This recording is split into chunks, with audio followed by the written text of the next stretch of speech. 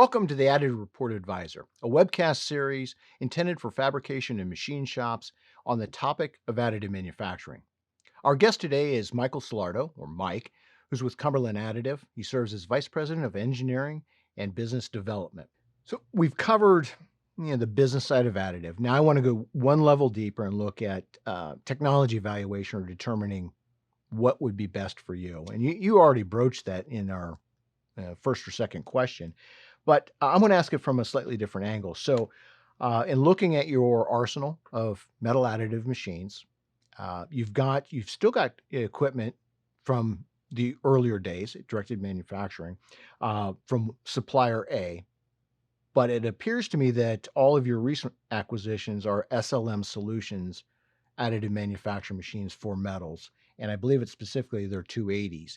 Uh, why did you what was it about SLM or the equipment or the support or whatever that drew you to them to lead you to, leave the fold of your existing supplier? Yeah, so we try to be machine agnostic. I mean, honestly speaking, we have transitioned machines over the years based on the need. So everything was strategically chosen for the intended application. And this kind of goes back to what I was saying earlier of selecting a customer, a market, and then working backwards into the machine instead of the other way around. So for us, we still run, just to name machine manufacturers, you can see this on our site anyway. We have Renishaw, we have EOS machines, the SLMs, as you mentioned, which we have six 280s, and we have a GE Arcam Q20 Plus. So we have a plethora of machines that can all do basically the same thing. They're all powder bed fusion metals. Um, they can all do roughly the same thing, just in slightly different ways. And so we focus them differently. For us, the SLM 280s are our workhorse machines for production printing. And because we're doing aerospace and some other industries that require fixed processes, we do development work specific to certain materials or processes on each machine, and we're able to lock those in, which is the reason for us having so many of those machines as well. Got it. Well, with that, I mean, let's say the legacy equipment from EOS, is that because of a locked-in nature? You've got, I believe, M270s, which was the first, the M280s. Uh, a lot of process development went on, specifically in aerospace, and it's hard to move that needle if you don't have that machine and the material that's been specified so that they can consider against established qualifications. Is that one of the bigger roles of your earlier machines to keep being a viable source for those that have already qualified that machine material combination? In a very small subset, Okay. yes. For us, the majority of the reasoning is just versatility. Some of those older machines are easier to change materials out. So for product lines that don't have a fixed process where we have to tie it to a certain production machine, we can change material in those machines in a day, half a day, whatever it may be. And that could be flipping from stainless to cobalt chrome to nickel, whatever it may be. And so there's a reason for us keeping those around. They're just simpler to work with on material changes. All right. What is there anything specific to SLM Solutions that really caught your eye? What was it? Now I'm putting you in a bad spot, but is there any one or two things that were really the motivating factors to adopt SLM Solutions metal additive machines? Yeah, the machine has a great architecture. It's open control, so we're able to change parameters and do our own development on that, which was key to us. Uh, we were But early adopters. stop right there. Sure. Elaborate on what you mean by open controls, because our audience might not understand there's two different operating modes out there. Sure, yeah. So SLM's been pretty open to with sharing their parameters to us. And so we'll typically start with a SLM derived parameter set to see if it gets us exactly what we want in a material. But in certain cases, it doesn't. And it's not because they're not good parameters, it's because we're looking for something slightly different, maybe a faster printing speed, maybe different mechanicals, whatever it may be.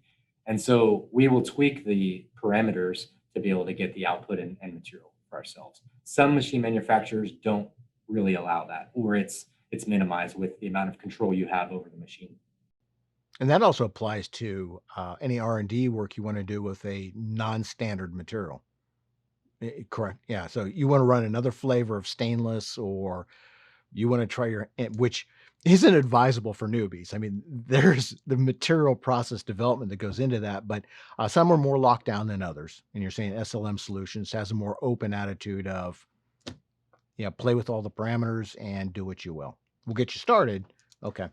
Uh, Now, I've had this conversation with people quite a bit, but evaluating metal additive manufacturing machines, you've got to go much, much deeper than what's on the spec sheet. You know, the number of lasers, the wattage of the lasers, the things that a casual observer could extract are pretty much meaningless in my mind. There's a deeper level that you have to evaluate. What is your scan path or the tracing path of the laser? And it goes, how do you spread material?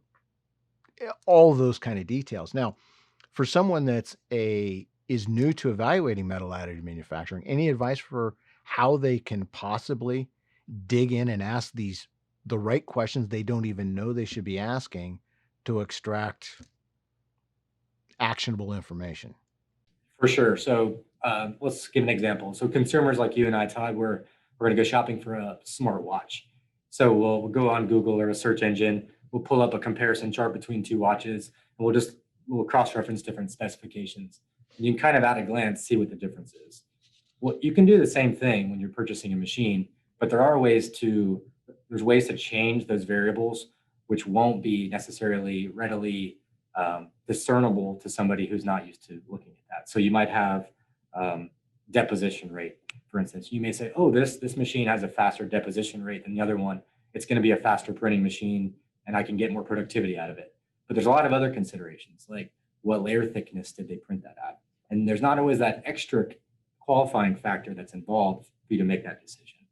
So I think the best advice I'd have is if you've gone down the path of selecting industry, customer, maybe product line, and you're at the decision point for machines, and you've narrowed that down to a couple machine manufacturers, contact one of the sales reps. The sales reps are extremely helpful with giving you extra information, and that could even involve test prints. If you have a CAD file you want multiple machine OEMs to print for you, they probably will. And then you can see for yourself in print time, print quality, post processing need, all of that. Now, but you and I talked.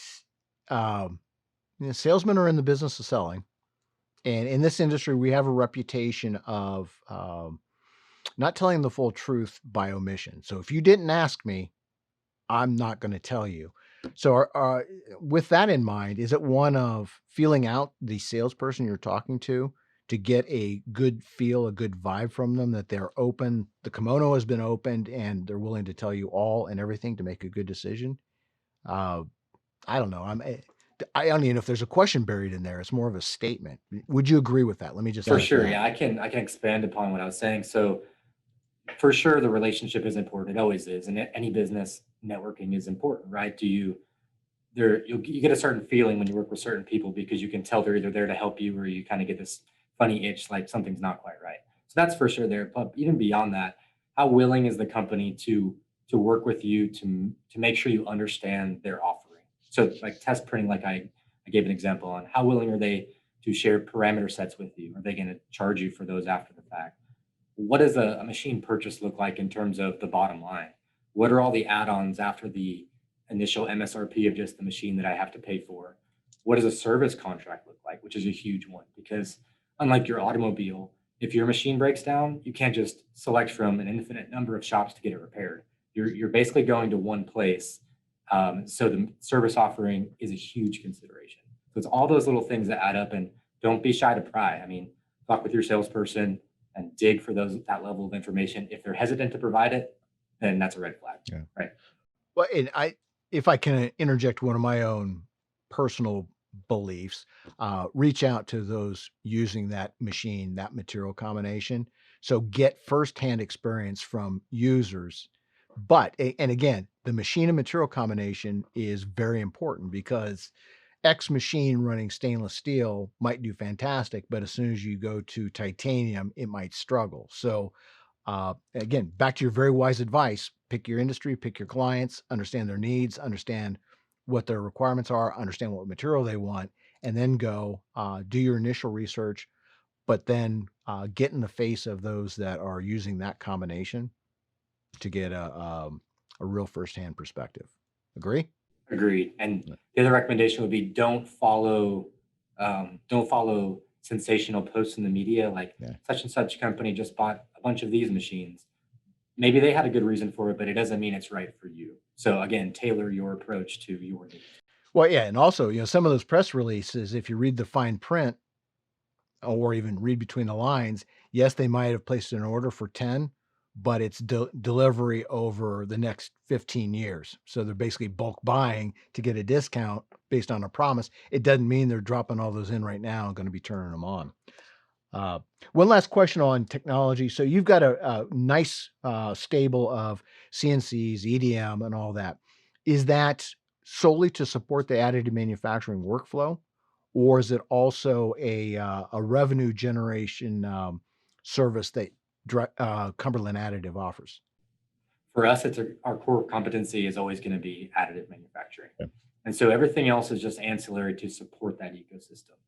That doesn't mean that's always the right approach. If I owned a CNC machine shop that was successful and I was pivoting into additive, for instance, you could still consider that as a separate business. Maybe you need more machines to adopt to it. Maybe you don't have an EDM. But yeah, for us, we choose additive as the core competency, and everything else is just the support.